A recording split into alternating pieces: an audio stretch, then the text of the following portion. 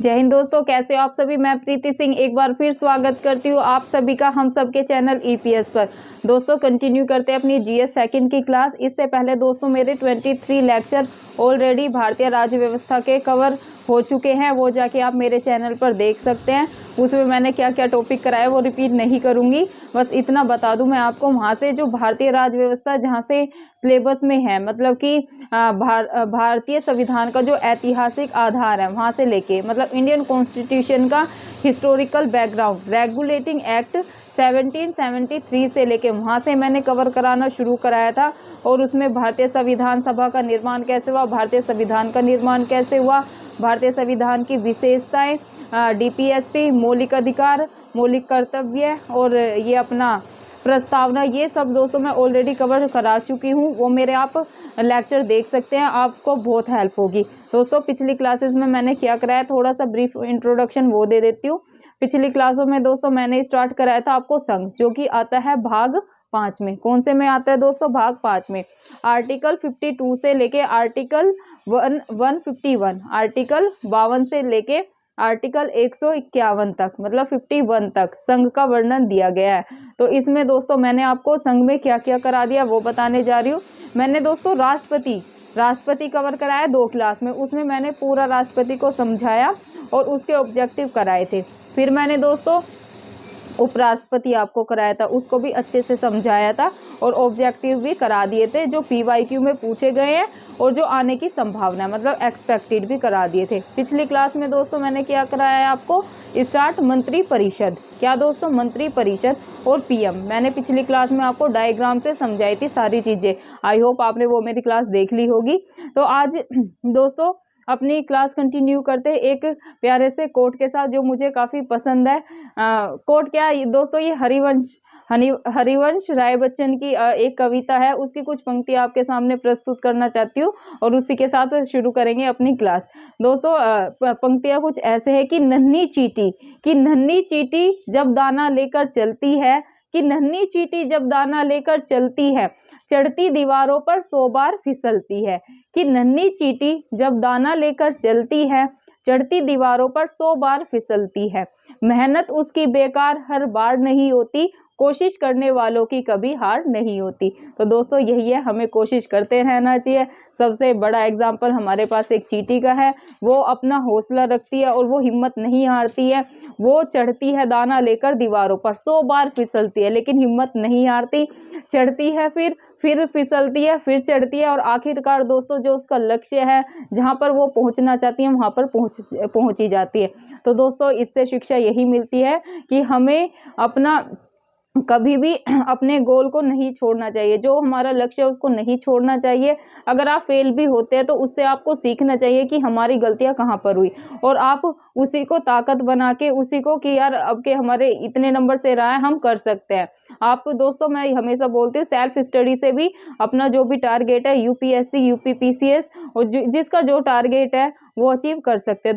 तो दोस्तों इन्हीं मोटिवेशन पंक्तियों के साथ कंटिन्यू करते हैं आज की अपनी क्लास। पिछली क्लास में दोस्तों मैंने मंत्री परिषद को और पीएम को आपको अच्छे से समझाया था और जैसे जब मैं समझा रही थी मंत्री परिषद तो मैंने आपको साथ साथ बताया था कि कहाँ से क्वेश्चन बने हैं। आज मैं प्रूफ के सामने आपको दिखाऊंगी कि मैडम ऐसे बिना प्रूफ के नहीं बोलती है। तो उसमें जब मैंने आपको पता है मेरा तरीका कैसे है दोस्तों, पहले मैं थ्योरी करवाती हूँ, फिर थ्योरी में दोस्तों अगर हम अच्छे से थ्योरी कर लेते हैं ना किसी भी टॉपिक की, जैसे हमने राष्ट्रपति की करा था, उपराष्ट्रपति की करा था और मंत्री परिषद की करी, तो उसमें दोस्तों अगर हम थ्योरी अच्छे से कर लेते तो ऑब्जेक्टिव बहुत ईजी से बन जाते हैं। आज मैं आपके सामने उन्हीं जो पीवाईक्यू में अपने क्वेश्चंस पूछे गए उन्हीं पे चर्चा करूंगी। दोस्तों देखो पहले ही क्वेश्चन सॉरी दोस्तों 2 मिनट रुकिएगा।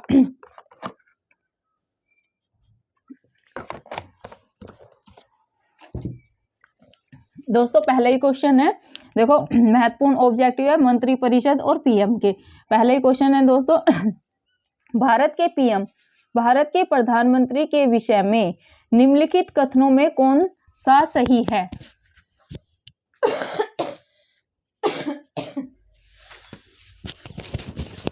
लेने काफी दिक्कत कर रखी है, ये अभी भी ठीक नहीं है। दोस्तों पहले क्वेश्चन है, पढ़िएगा आराम से। भारत के पीएम जो भारत के प्रधानमंत्री है के विषय में निम्नलिखित कथनों में से कौन सा सही है। दोस्तों देखो ये यूपी पीसीएस मेन सन 2013 में ये क्वेश्चन पूछा जा चुका है। आप सभी को पता है पहले जो अपना यूपी पीसीएस का मेंस होता था ये कैसा होता था दोस्तों, ये होता था ऑब्जेक्टिव। कैसा होता था, ये होता था ऑब्जेक्टिव। अब देखो यूपी पीसीएस मेंस सन 2013 में ये क्वेश्चन पूछा गया है। क्वेश्चन क्या है दोस्तों, भारत के पीएम के विषय में निम्नलिखित कथनों में से हमें क्या दोस्तों आपको की पॉइंट्स पे ध्यान देना है कि भाई ये देखना है आपको दोस्तों एग्जाम में कि सही पूछा है, सत्य पूछा है या असत्य। अब इसमें क्या पूछा है कि भारत के पीएम के विषय में निम्नलिखित कथनों में से कौन सा सही है। तो दोस्तों आप सभी को पता है जो यूपीएससी और स्टेट लेवल के पीसीएस होते हैं उसमें हमें पेपर मिलता है। क्या मिलता है दोस्तों, मतलब जो हमारा पेपर होता है वो ऑफलाइन होता है। तो आपको ना दोस्तों जब आपके हाथ में पेपर आएगा ना तो मेन जो फोकस है ना इन्हीं पे रखना है कि भाई सही पूछा गया है, गलत पूछा गया है या असत्य पूछा गया है या अपना सत्य पूछा गया है, उस पे ना सर्कल कर लेना है पेन से। अब जैसे ये है भारत के पीएम के विषय में कथनों में से कौन सा सही है, सही पूछा है, सत्य पूछा है। तो क्वेश्चन ऑब्जेक्टिव क्या है दोस्तों, जो ऑप्शन है वो क्या है, पीएम मंत्रिपरिषद का नाम मात्र का नेता होता है। इसमें दोस्तों हमें सही को छांटना है। क्या दोस्तों, सही को छांटना है। तो अभी आपको देखना है कि ये क्वेश्चन का आंसर आप करना, ठीक है। अभी मैं और सोल्व कराऊंगी, इसका आंसर मुझे आपको देना है, क्योंकि जब मैंने आपको मंत्रिपरिषद पिछली क्लास में कराया था, अगर आपने रिवीजन करा है, सैटरडे दोस्तों मैंने क्लास नहीं ली थी, सैटरडे संडे तो मैं बोलती हूँ कि रिवीजन का रखते हैं अपन। जो मंडे टू सैटरडे दोस्तों जितना भी पढ़ते हैं उसको अपना रिवीजन करना है। प्रीति मैम क्या बोलती है, अल्टीमेटली दोस्तों जो अपनी सक्सेस की होती है वो रिवीजन है। आई होप आप सभी ने रिवीजन कर लिया होगा। दोस्तों सैटरडे को मैंने क्लास नहीं ली थी, आप सभी को पता है मेरी तबीयत थोड़ी नासाज चल रही है, फीवर था, फीवर ठीक हो गया लेकिन गले में अभी भी दिक्कत है, तो इस वजह से मैं सैटरडे क्लास नहीं ले पाई थी। तो इसका आंसर आपको करना है। अगर आपने मेरी मंत्रिपरिषद की पिछली क्लास देखी है ना तो आप इजिली इसका आंसर कर देंगे। तो ये आंसर आप सभी स्टूडेंट को करना है। ये यूपी पीसीएस मेंस सन 2013 में पूछा गया। क्वेश्चन क्या है, अगेन रिपीट करिए, आराम से सोच समझ के आंसर करना है। देखो भारत के पीएम के विषय में निम्नलिखित कथनों में से कौन सा सही है। ऑप्शन है आप सभी को, फर्स्ट है पीएम मंत्री परिषद का नाम मात्र। की पॉइंट क्या है, अब आपको पता होगा कि पीएम जो अपना मंत्री परिषद होता है इसका नाम मात्र का प्रधान होता है या फिर वास्तविक होता है, तो ये आप सभी को बताना, ठीक है। और सेकंड है बी में वह संसद के प्रति उत्तरदायी नहीं है, ये आपको बताना है। थर्ड है वह अपने मंत्रियों में से किसी को बर्खास्त नहीं कर सकता या पीएम मंत्री परिषद का वास्तविक नेता होता है। तो ये तो आप इजीली आंसर दे दोगे। तो सभी मेरे स्टूडेंट जितने मेरे साथ जुड़े हुए हैं वे इसका आंसर मुझे कमेंट बॉक्स में करके बताएंगे। मूव करते हैं दोस्तों नेक्स्ट क्वेश्चन पे, जो कि है भारत का प्रधानमंत्री, जो भारत होता है दोस्तों अपना भारत है, जो भारत का पीएम है, प्रधानमंत्री है, वो होता है। अब आपको बताना है कि निर्वाचित होता है, चयनित होता है, मनोनीत होता है या नियुक्त होता है। ये तो मैंने आपको पिछली क्लास में कराया, तो इसका आंसर मैं बता देती हूँ दोस्तों। अगर आए कि भारत का पीएम होता है, पिछली क्लास में भी कराया था, तो क्या दोस्तों देखो पिछली क्लास में मैंने बताया था कि जब मैं आपको मंत्री परिषद और पीएम करा रही थी तो मैंने बताया था कि ये किसी न किसी पीवाईक्यू में पूछा गया क्वेश्चन है। आज देखो आपके सामने दोस्तों मैं प्रूफ के साथ हाजिर हूँ। देखो ये छत्तीसगढ़ पीसीएस प्री सन 2013 में ये क्वेश्चन ऑलरेडी पूछा जा चुका है। अब डायरेक्ट क्वेश्चन है दोस्तों, देखो ये भारत का प्रधानमंत्री निर्वाचित होता है, चयनित होता है, मनोनीत, नियुक्त। देखो दोस्तों अभी हम कर रहे हैं यहाँ पर, तो अभी हमें ये बहुत इजी लग रहा है, लेकिन जब हम एग्जाम में होते हैं ना, एग्जाम का प्रेशर इतना होता है, हम दो तो एलिमिनेट कर देंगे। अब हमें पता है कि भाई निर्वाचित नहीं होता, मैडम ने बताया था निर्वाचित नहीं होता, चयनित भी नहीं होता। दोस्तों फंसेंगे यहाँ पर कि मनोनीत होता है या नियुक्त होता है। जो भारत का पीएम है वो मनोनीत होता है या नियुक्त होता है। तो दोस्तों आपको ध्यान रखना है, जो भारत का पीएम होता है दोस्तों ये क्या होता है, नियुक्त होता है। क्या दोस्तों, ये होता है नियुक्त। आपको ये ध्यान में रखना है, भारत का पीएम क्या होता है, नियुक्त। अब इसकी नियुक्ति कौन करता है, भारत के पीएम की नियुक्ति कौन करता है, ये आप ही बताना मुझे कमेंट करके। ये बताना, ये मैंने पिछली क्लास में आपको चीख के बताया था कि भाई भारत के पीएम की नियुक्ति कौन करता है, ये आपको सभी स्टूडेंट जितने भी मेरे साथ जुड़े हैं वो कमेंट करके बताएंगे। ये तो बता दिया मैंने आपको कि भारत के पीएम क्या होता है, नियुक्त होता है, ना ही वो निर्वाचित होता है, ना ही चयनित, ना ही मनोनीत, नियुक्त होता है। अब नियुक्ति कौन करता है ये आप सभी को कमेंट बॉक्स में बताना है। अब दोस्तों मूव करते हैं नेक्स्ट क्वेश्चन पे, जो कि है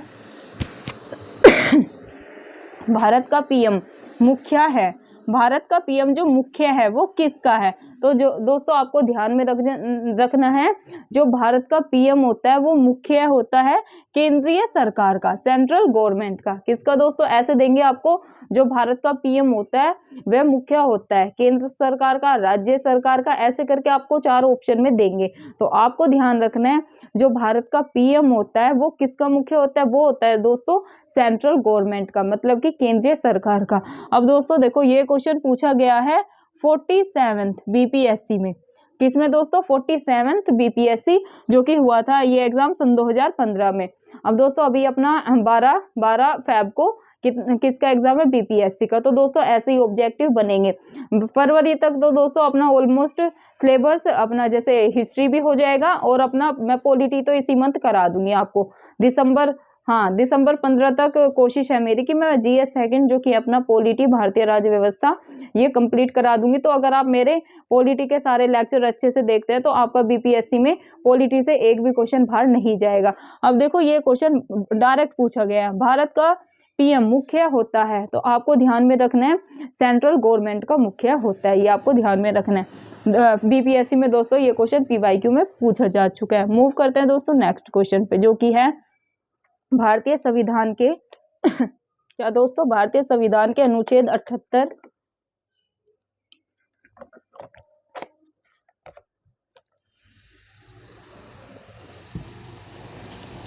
क्वेश्चन है दोस्तों, भारतीय संविधान के अनुच्छेद 78 मतलब कि जो आर्टिकल 78 है, इसमें प्रावधान है दायित्वों का। किसके दायित्वों का? तो दोस्तों किसके दायित्वों का है 78 में? तो दोस्तों पीएम के दायित्वों का अगर प्रावधान पूछा जाए तो आपको ध्यान रखना है अनुच्छेद 78 में किसके दायित्वों का प्रावधान है, तो आपको ध्यान में रखना है पीएम के। मूव करते हैं दोस्तों नेक्स्ट क्वेश्चन पे, जो कि है कैबिनेट का तात्पर्य है। जो अपना कैबिनेट होता है इसका तात्पर्य है, तो दोस्तों इसका तात्पर्य कैबिनेट स्तर के मंत्री। कैबिनेट का तात्पर्य क्या है? कैबिनेट स्तर के मंत्रियों से। और दोस्तों ये उत्तराखंड पीसीएस मेंस में पूछा जा चुका है, यूपी पीसीएस प्री सन 2006 में ये क्वेश्चन पूछा जा चुका है कि जो कैबिनेट डायरेक्ट क्वेश्चन था, कैबिनेट से तात्पर्य है, तो ऐसे दे देंगे कैबिनेट स्तर के मंत्री, 2-3 और ऑप्शन में देंगे। तो आपको तो ध्यान रखना है जो कैबिनेट होता है इसका तात्पर्य ही क्या है? कैबिनेट स्तर के मंत्री। इसका तात्पर्य है कैबिनेट स्तर के जो मंत्री होते हैं उनसे कैबिनेट का तात्पर्य है। मूव करते हैं दोस्तों नेक्स्ट क्वेश्चन पे, जो कि है कैबिनेट में सम्मिलित। जो अपना कैबिनेट है इसमें सम्मिलित होते हैं, जो कैबिनेट है इसमें कौन कौन इंक्लूड होते हैं? तो दोस्तों आपको ध्यान में रखना है केवल कैबिनेट मंत्री। जो कैबिनेट होते हैं इनमें शामिल कौन होते हैं, इनमें इंक्लूड कौन होते हैं? तो केवल जो कैबिनेट के मंत्री होते हैं वही इनमें इंक्लूड होते हैं, मतलब कि शामिल होते हैं। मूव करते हैं दोस्तों नेक्स्ट क्वेश्चन पे, जो कि है संसदीय शासन में वास्तविक कार्यपालिका शक्ति किसके पास होती है? दोस्तों ये एमपीपीसीएस प्री सन 2006 में क्वेश्चन पूछा जा चुका है, तो आपको अच्छे से पढ़ना है। ये संसदीय शासन में वास्तविक कार्यपालिका शक्ति निहित होती है, या तो ऐसे क्वेश्चन आएगा। ये मैंने जब पिछली क्लास में मंत्री परिषद पीएम कराया था तब भी आपको समझाया था कि वास्तविक और नाम मात्र के प्रधान या नाम मात्र की शक्तियाँ किस में निहित होती है, ये क्वेश्चन पूछा जाता है। बस क्वेश्चन की दोस्तों क्या लैंग्वेज जो फॉर्म होती है ना वो चेंज होती है, बाकी आपको एकदम से हर तरीके से क्वेश्चन को समझना है कि भाई ऐसे पूछ लिया तो इसका आंसर क्या होगा, अगर ऐसे घुमा के पूछ लिया तो कैसे होगा, वो तरीके में आपको एकदम साथ साथ बताते हुए चल रही हूँ। जैसे कि रिया जी और हैप्पी जी कहते हैं कि मैडम सही है, जितनी गलती हम यहाँ पर कर लेंगे उतना ही अच्छा है एग्जाम पे। और ज्योति किरण का ये वाक्य है कि मैम जितनी गलतियाँ हम यहाँ पर कर लेंगे उतना ही अच्छा है, क्योंकि एग्जाम में तो नेगेटिव मार्किंग है। और ये सही बात भी है, अपने यूपी पीसीएस में 1/3 आई थिंक 1/3 या 1/4 की नेगेटिव मार्किंग है। तो जितनी दोस्तों आप यहाँ पर ऑब्जेक्टिव बनाएंगे ना उतनी ही आशंका होगी, उतनी ही कम आशंका होगी कि एग्जाम में हम गलतियाँ करें। वहाँ पर दोस्तों जितने हम ऑब्जेक्टिव यहाँ पर बना लेंगे ना, तो वहाँ पर बिल्कुल भी चांस नहीं होगा कि हम कोई भी ऐसी सिली मिस्टेक कर आए।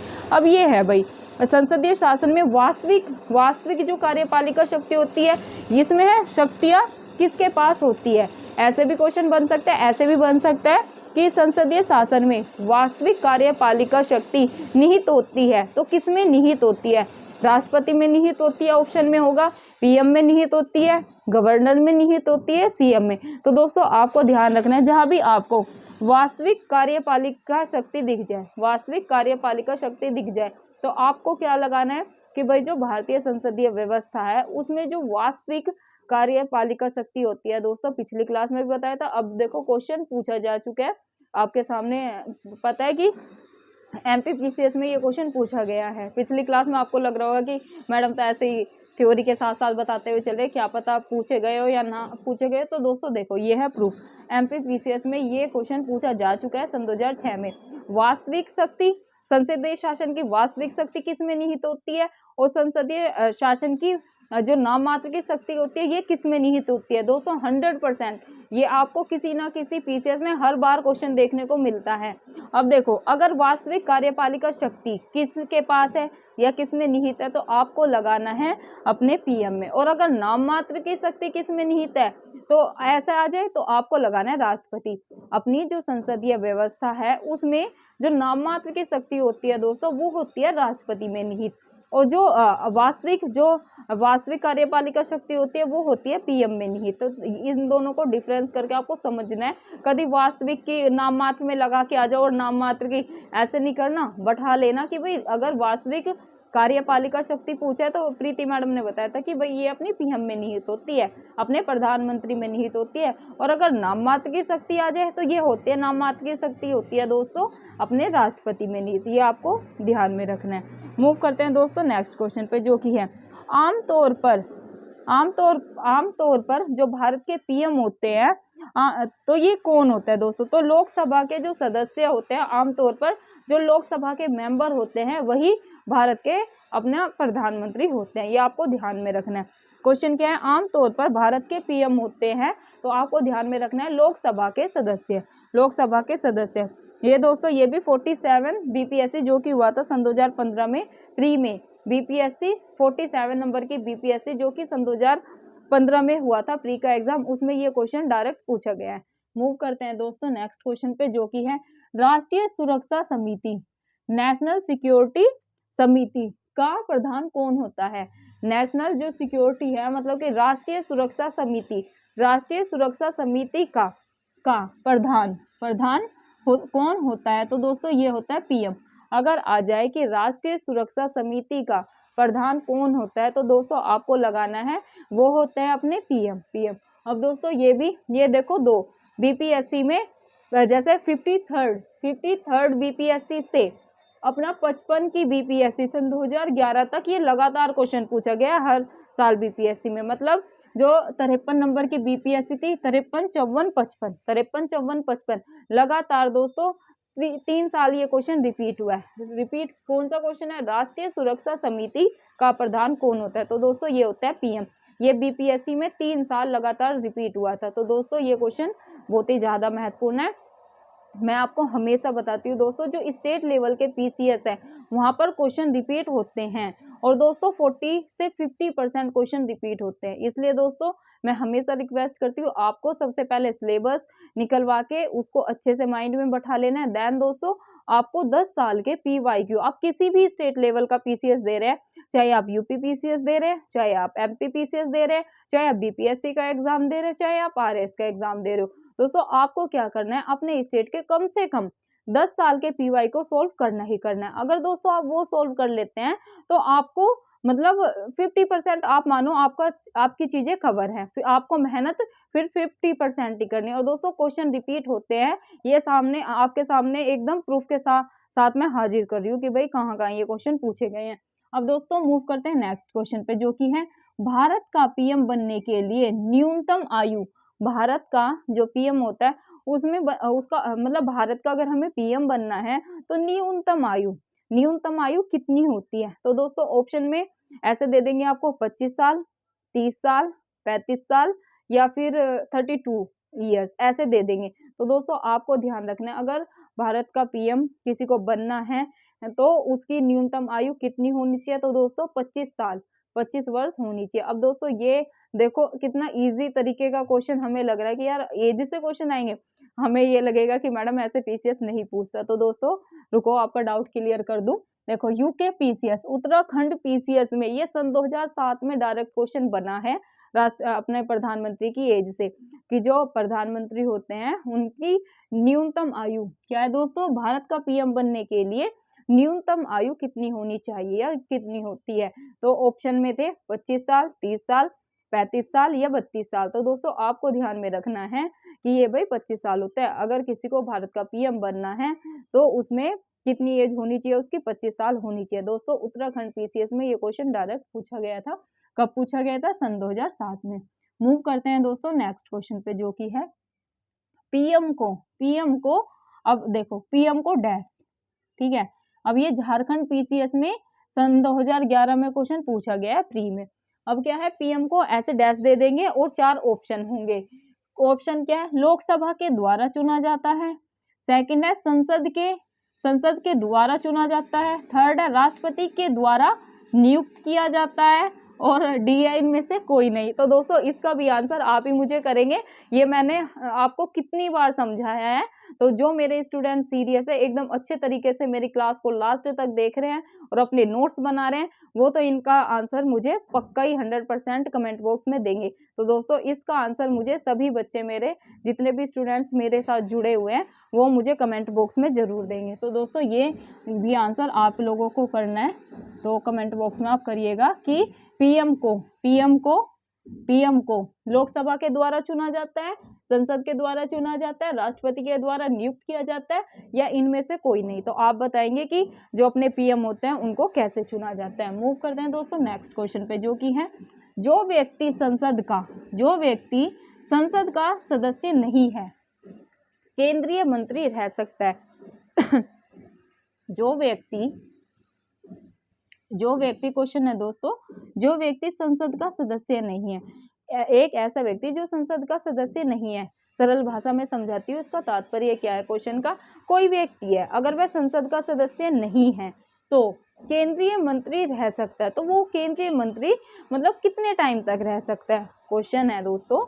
कोई व्यक्ति अगर संसद का सदस्य नहीं है, अगर वो पार्लियामेंट का मेंबर नहीं है, तो वह केंद्रीय मंत्री रह सकता है। तो कितने टाइम तक रह सकता है, ऑप्शन है 1 माह तक रह सकता है, मतलब कि 1 महीने तक रह सकता है, 2 महीने तक रह सकता है, 6 महीने तक रह सकता है, या 1 साल तक रह सकता है। अब दोस्तों ये क्वेश्चन देखो कितनी बार पूछा गया। UP PCS pre 1993, UP PCS pre में 1993 में ये क्वेश्चन पूछा गया। यूपी पीसीएस मेंस में भी सन 2015 में दोस्तों ये क्वेश्चन पूछा गया। अब आप प्रूफ के साथ देख सकते हैं दोस्तों ये कितना महत्वपूर्ण क्वेश्चन है। और ये हर पीसीएस में, ना सिर्फ यूपी पीसीएस में, बल्कि ऑलमोस्ट दोस्तों हर पीसीएस में क्वेश्चन पूछा ही जाता है। क्योंकि दोस्तों ये है जो व्यक्ति संसद का सदस्य नहीं है, कोई भी व्यक्ति अगर वह संसद का सदस्य नहीं है तो वह केंद्रीय मंत्री रह सकता है। कितने टाइम तक रह सकता है, तो दोस्तों इसका आंसर है 6 महीने तक रह सकता है। कितने महीने तक दोस्तों, 6 महीने तक रह सकता है। दोस्तों मूव करते हैं नेक्स्ट क्वेश्चन पे, जो कि है मंत्री परिषद सामूहिक मतलब कलेक्टिव रूप से उत्तरदायी होती है। जो मंत्री परिषद है वो सामूहिक रूप से उत्तरदायी होती है, किसके प्रति उत्तरदायी होती है, ऑप्शन में देंगे आपको।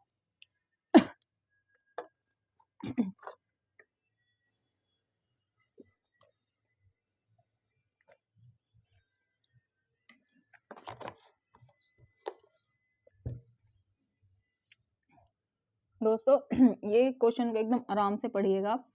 संघीय मंत्री परिषद होती है, संघीय मंत्री परिषद मैंने पिछली क्लास में आपको अच्छे से समझाया था।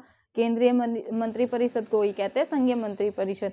जो संघीय मंत्री परिषद के मंत्री सामूहिक रूप मतलब कि कलेक्टिव रूप से किसके प्रति उत्तरदायी होते हैं। दोस्तों ये क्वेश्चन 41 बीपीएससी में पूछा जा चुका है 1996 में। तो ये क्वेश्चन अभी बीपीएससी में दोस्तों 100%, अगर आप मेरी जीएस की सेकंड की पॉलिटी की क्लासेस कर लोगे ना, तो इससे बाहर एक भी आपका क्वेश्चन पॉलिटी में नहीं छूटेगा, क्योंकि हम ना सिर्फ थ्योरी के साथ दोस्तों हम पीवाईक्यू और जो एक्सपेक्टेड क्वेश्चन है जो आने की संभावना है वो सब करते हुए जा रहे हैं। अब देखो ये पीवाईक्यू में बीपीएससी में पूछा गया है 41 नंबर की जो बीपीएससी हुई थी 1996 में। क्वेश्चन क्या है दोस्तों, संघीय मंत्री परिषद के मंत्री सामूहिक रूप से उत्तरदायी होते हैं। तो ऑप्शन में देंगे आपको केवल लोकसभा के प्रति, केवल राज्यसभा के प्रति, ऐसे करके, या लोकसभा राज्यसभा दोनों के प्रति। तो दोस्तों आपको एक ही चीज माइंड में रखना है कि जो संघीय मंत्री परिषद होता है इसके मंत्री सामूहिक रूप से उत्तरदायी होते हैं केवल लोकसभा के प्रति, ये आपको ध्यान में रखना है। मूव करते हैं दोस्तों नेक्स्ट क्वेश्चन पे, जो कि है भारतीय राजनीतिक व्यवस्था में कार्यपालिका के अधीन रहकर कार्य करती है। क्या दोस्तों, भारतीय राजनीति व्यवस्था में जो कार्यपालिका है, सिंपल सरल भाषा में क्वेश्चन का तात्पर्य ये है कि जो भारतीय राजनीतिक व्यवस्था है, भारत का जो पॉलिटिकल सिस्टम है, इसमें जो कार्यपालिका होती है अपनी, ये किसके अधीन रहकर कार्य करती है। तो दोस्तों ये रहकर करती है विधायिका, विधायिका के प्रति, विधायिका के अधीन रहकर जो अपनी कार्यपालिका होती है दोस्तों ये कार्य करती है। तो इसका आंसर है दोस्तों विधायिका। अब दोस्तों ये भी बीपीएससी में 45 जो 45 नंबर की बीपीएससी सन 2001 में हुआ था इसका एग्जाम, तो ये क्वेश्चन वहां पर पूछा गया है। क्या है दोस्तों, भारतीय राजनीतिक व्यवस्था में जो कार्यपालिका होती है ये किसके अधीन रहकर कार्य करती है। तो दोस्तों ये अपने विधायिका के अधीन रहकर कार्य करती है। ये मैंने डायग्राम से पिछली क्लास में आपको समझाया था दोस्तों। ये अपना होता है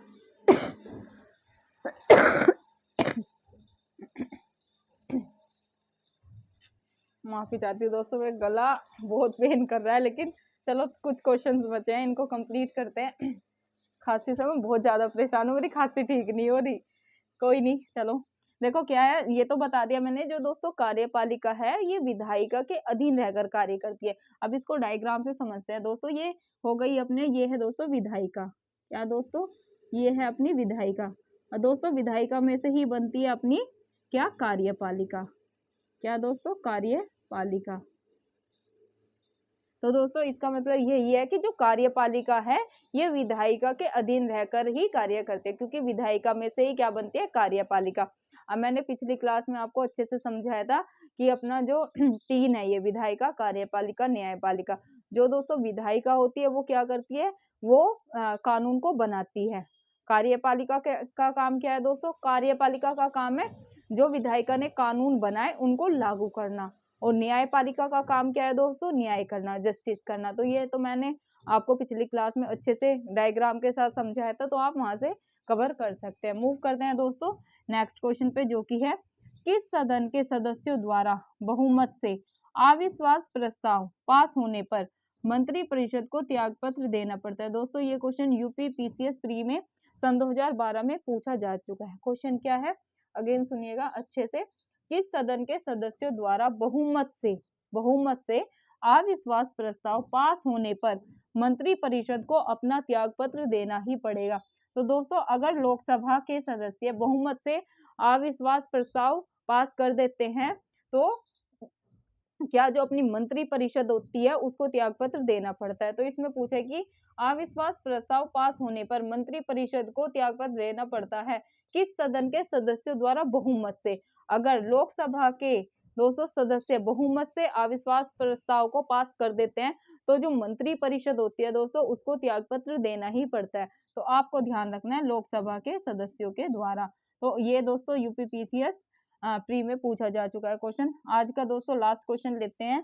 मंत्री परिषद के विरुद्ध, ये भी दोस्तों अविश्वास प्रस्ताव से ही है, क्योंकि यहाँ पर देखेंगे दोस्तों यूपीपीसीएस का ये फेवरेट क्वेश्चन है, क्योंकि यूपीपीसीएस प्री सन 2012 में ये क्वेश्चन प्री में पूछा जा चुका है, यूपीपीसीएस मेन सन 2013 में, और यूपीपीसीएस मेन सन 2019 में भी ये क्वेश्चन पूछा जा चुका है। तो 3 साल ये क्वेश्चन पूछा जा चुका है, तो क्या पता रिपीट हो जाए। जैसे कि आप सभी को पता है यूपी मतलब जो स्टेट लेवल के पीसीएस होते हैं वहां पर बहुत ज्यादा क्वेश्चन रिपीट होते हैं। अब देखो ये जो मंत्री परिषद, ये सिर्फ लैंग्वेज चेंज करके अगेन यूपीपीसीएस में पूछा गया क्वेश्चन है। कैसे?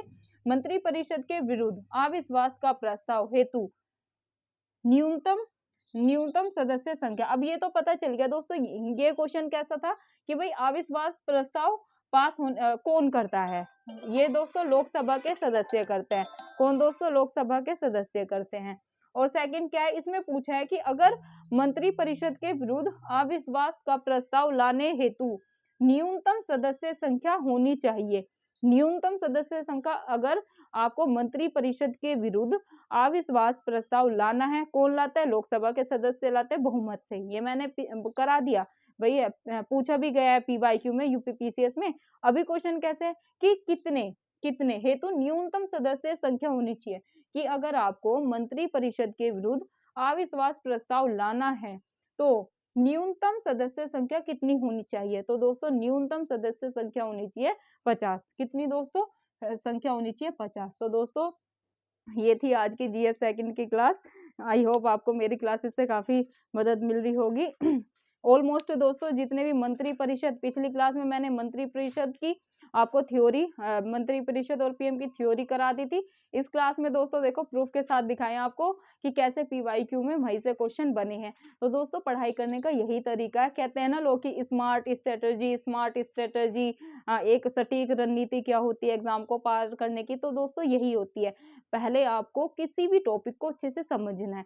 जैसे राष्ट्रपति लिया था हमने, तो हमने राष्ट्रपति जी को बहुत अच्छे से समझा कि भाई कौन से आर्टिकल में क्या है, इनका निर्वाचन कैसे होता है, इनकी निर्वाचन पद्धति का क्या है, ये निर्वाचन पद्धति हमने कौन से मतलब संविधान से ग्रहण की, कौन से देश से ली। तो दोस्तों अगर हम थ्योरी को अच्छे से समझ लेते हैं ना, तो वहीं से ऑब्जेक्टिव बनते हैं। तो ऑब्जेक्टिव आप अपने खुद भी बना सकते हैं। और जब मैं आपको थ्योरी करवाती हूँ तो समझाती हुई चलती हूँ कि यहाँ से ऐसे क्वेश्चन बन सकते हैं, और फिर मैं आपको प्रूफ के साथ दिखा देती हूँ कि यहाँ से बने हैं। तो दोस्तों ये थी आज की क्लास। अब अंत में एक ही रिक्वेस्ट करूंगी आपसे, एक तो आपको वीडियो को लास्ट तक देखना है ताकि आप दोस्तों चीजों को अच्छे से समझते हुए चले और आप अपने नोट्स बनाते हुए चले।